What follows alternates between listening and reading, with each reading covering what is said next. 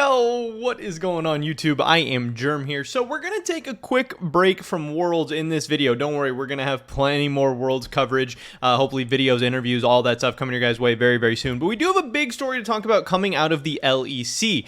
Obviously, one of the biggest stories of the offseason has been whether or not Kcorp is going to be making it into the LEC, whether or not Astralis is going to be leaving the LEC, and just how all of this is going to go down. And I mean, it's October now. We heard that this was going to be decided sometime in September, and now we're just getting closer and closer to the start of the 2023 season. It seems like the time is starting to run out. The clock is starting to tick down on this whole thing, and we really haven't gotten any updates at all in the past couple of weeks. You know, I was making videos, like a couple of videos a week for a while. We haven't really heard anything, but in this video, we have a lot to cover. A lot of new information has come out regarding this whole thing. So first up, I wanted to recap a recent Twitter space that Wooloo put out. He did it in French. He speaks French. He has a large French audience. Obviously, the French fans care a lot about what's going on with Kcorp. I think Twitter Spaces really sucks. I think like videos, live streams, all that stuff is way better. Also, Twitter Spaces, as far as I can tell, don't get saved, so we don't actually know exactly what was said in there.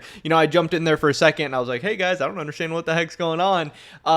But we did have some people in there who did understand, some people translating, so that was really cool. And here's what we got from this whole thing. Express LOL, he tweeted out, Wooloo Space 2.0 TLDR. He says this is his translated version of the whole thing, and we'll get into some of the things that might be a little inaccurate about it or whatever. But he says, Rogue was not interested in the KC, or was not interested in KC. They only used them only to make the slot more expensive. So Rogue might have, got in a little bidding war between Kcorp and Koi to try and make their slot more expensive. I don't know why Rogue was not interested in Kcorp. Maybe they were just really, really interested in Koi, or maybe they just knew the deals the two teams were offering. I'm not exactly sure, but it sounds like Rogue was not really ever interested in the deal, giving the deal that they gave to Koi to Kcorp, but might have used them a little bit, which is kind of interesting. You know, that's just business. That's how these things go.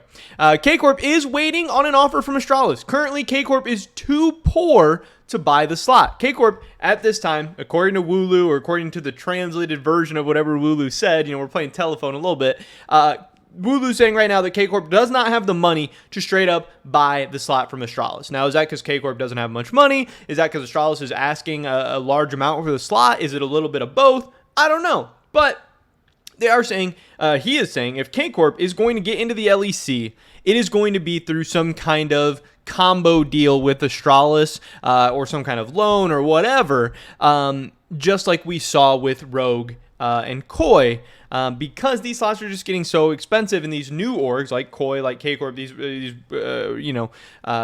orgs that don't have as much money behind them and have not been around as long, don't have the cash to just straight up drop $40 million, at least at this point in time, especially when both Koi and Kcorp both just got Valorant teams as well, and those are going to be expensive to sign the top talent and compete on an international level.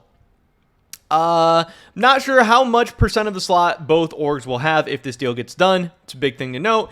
If KC join LEC, Astralis players' future is a question mark, so we don't know if Kcorp would be keeping any of the Astralis players. Gaming house in Berlin is a good thing for Kcorp and Astralis. I'm not sure why.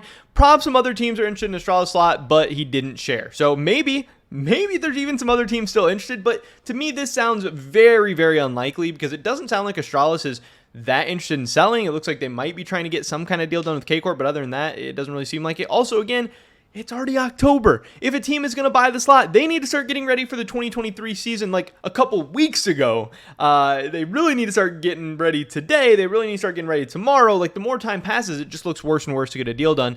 So to me, it seems like there's a very, very real opportunity we see Astralis back in the LEC in 2023, which I kind of think would be a shame. Astralis want more fame like the times that they were Origin. Well, yeah, I'm sure everyone wants more fame, but Astralis isn't doing very much to get that fame. They have dog shit lineups. They don't spend any money. Their content sucks. Their branding sucks. Their Twitter account is like horrible. I don't know. I don't get it. So that's why this deal is okay. They have enough money to be in LEC solo. So again, they have money. It's not financial issues for Astralis. They can chill in the LEC if they need to, or if they don't get the right deal they're looking for. Also some talks with Misfits, but they weren't interested. This sounds like Kcorp was in some talks with Misfits.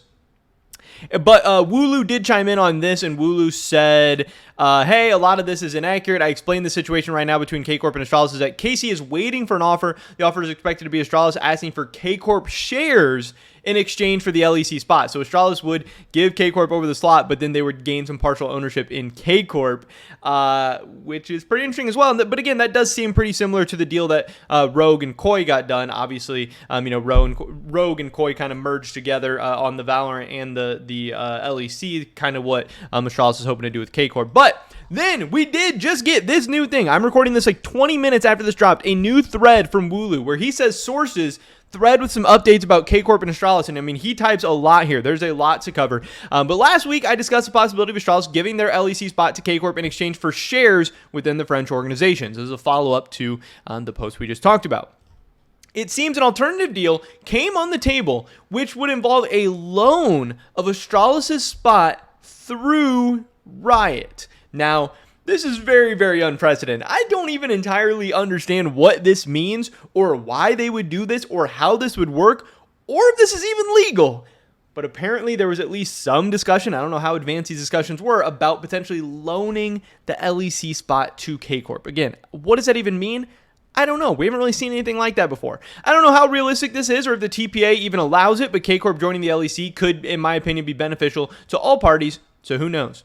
What's certain is that Kcorp acquiring a VCT slot is increasing their value a lot and playing at their advantage here. Again, if Astralis is trying to get shares of Kcorp and Kcorp now has a Valorant franchising spot, Kcorp's value just went way, way, way up. So Astralis is either going to have to give up more to get shares of Kcorp, or they're going to have to get less shares of them overall for the same value. So that is a big plus for Kcorp at these negotiations. But it also could make it harder to get a deal done because, again, Kcorp being higher valued, yes, it's great for them. But if Astralis doesn't want to give up as much, then they're not going to be able to get shares of a more highly valued Kcorp than they were previously. So this could make it, honestly, in the end, harder to get a deal done, even though it is better for Kcorp in the short and long term. He says again, Kcorp can't simply buy the Astralis spot because they don't have the cash right now, despite their recent successes and profitability. I mean, if he is saying what this word means, then they are profitable, which is very, very exciting. This is partly because the organization only has two owners. Carmine's name is actually the result of a combination of their names, Kamel and Amin.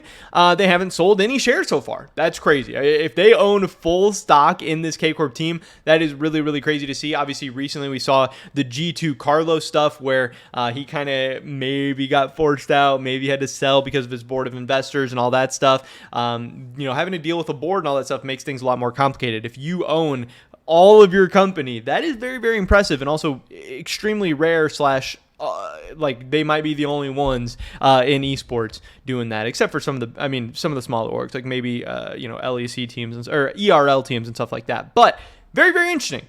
If Kcorp do get in the LEC, it is likely but not certain that they will field Hansama, Seiken, and Cabo on their roster. Again, this is confirming that they are interested in Hansama. This does say that Seiken and Cabo will also be very, very likely, but also pretty much confirms that Reckless will be on his way out, whether the team does or does not get into the LEC.